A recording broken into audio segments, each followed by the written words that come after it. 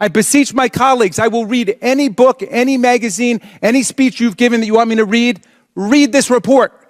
All of you are also modeling what it means to be an attorney general, because we've got an attorney general of the United States who literally thinks her job is to be the president's lawyer and to do whatever the president wants her to do, and thinks that the Department of Justice is the law firm for the president and his political party. I mean, that's a remarkable deformation and diversion of American history. What is the connection between shootings, utter chaos, and police officers being assaulted with flagpoles and files? Indeed, you are aware of the secret files to which I refer. On the 6th of January, 2021, the nation's capital was engulfed in tension as a mob, incited by Donald Trump, stormed the Capitol, jeopardizing the very foundations of democracy. Disorder ensued as law enforcement was overwhelmed, while Trump remained passive, failing to restore order.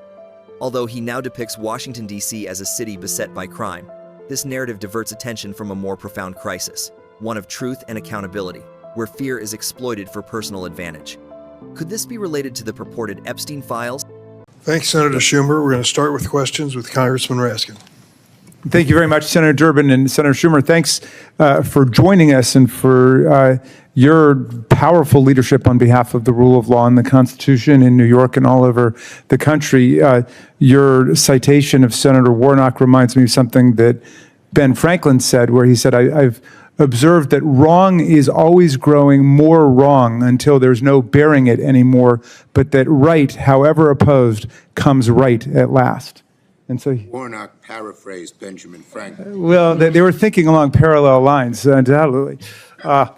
Thank you for joining us. I want to recognize my Democratic colleagues who've joined us today: Hank Johnson from Georgia, Ted Lieu from California, Deborah Ross from North Carolina, Chuy Garcia from Illinois, Mary Gay Scanlon from Pennsylvania, and Becca Ballin from Vermont.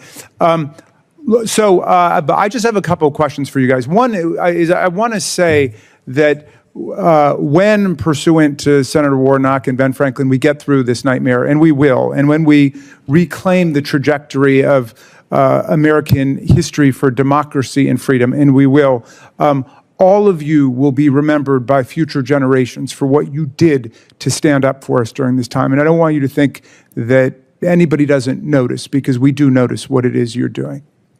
But I want to ask you this, because in addition to the substantive defense of the rule of law and the Constitution you're engaged in, all of you are also modeling what it means to be an attorney general.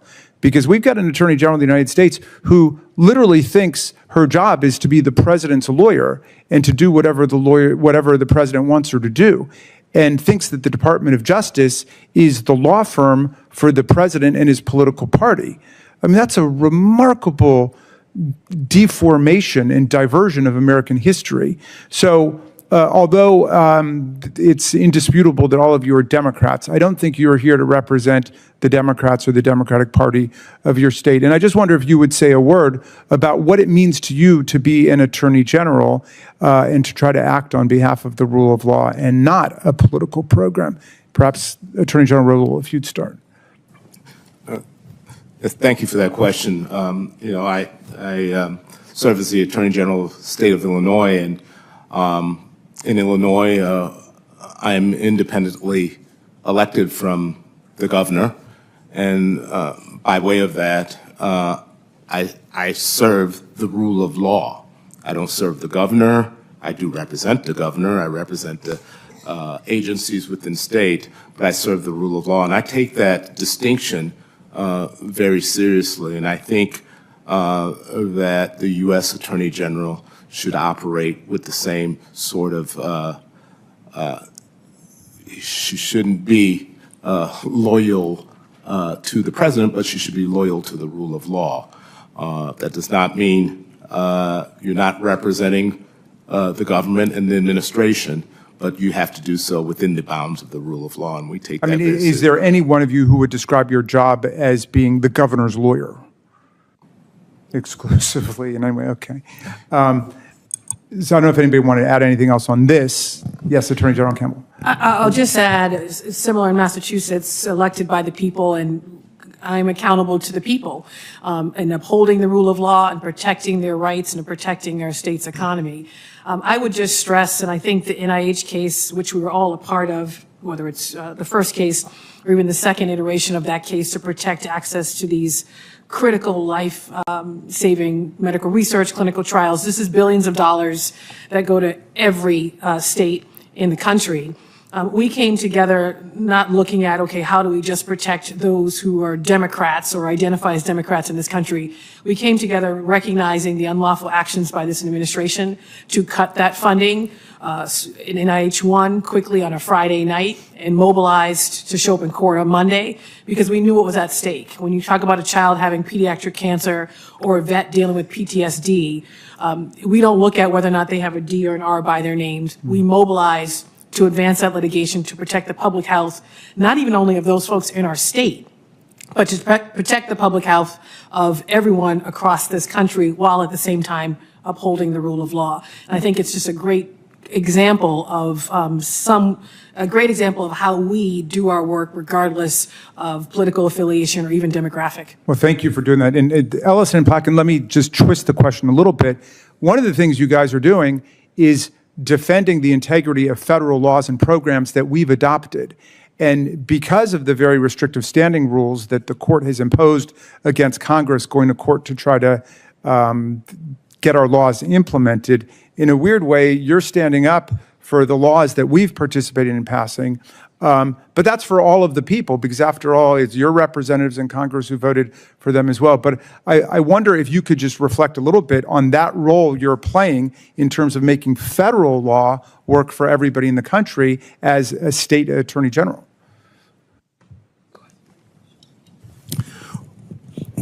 Chairman Raskin, we regard the laws that Congress passes as fundamentally the prerogative of the people who populate this country and send members to Congress.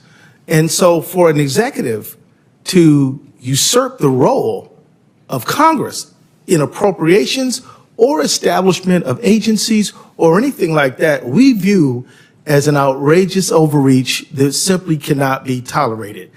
As I noted in my comments, the things that the president is trying to do, you probably can do if you follow the rules, but you cannot do it vis-a-vis executive order or edict or proclamation or this is how I feel this morning.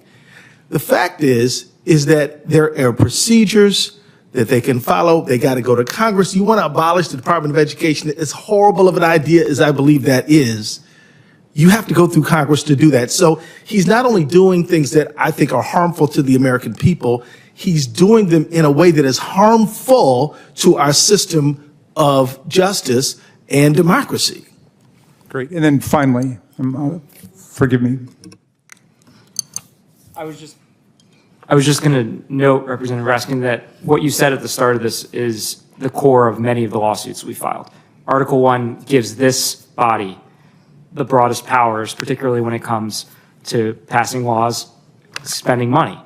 And a bulk of the cases we have talked about and have brought have been the president. When we say he can't act like a king, it means he can't take actions that you have done and put into law, signed into law by a president, passed by a Congress, and decide on a whim that he wants to, say, convert a Department of Transportation highway program into an immigration enforcement program.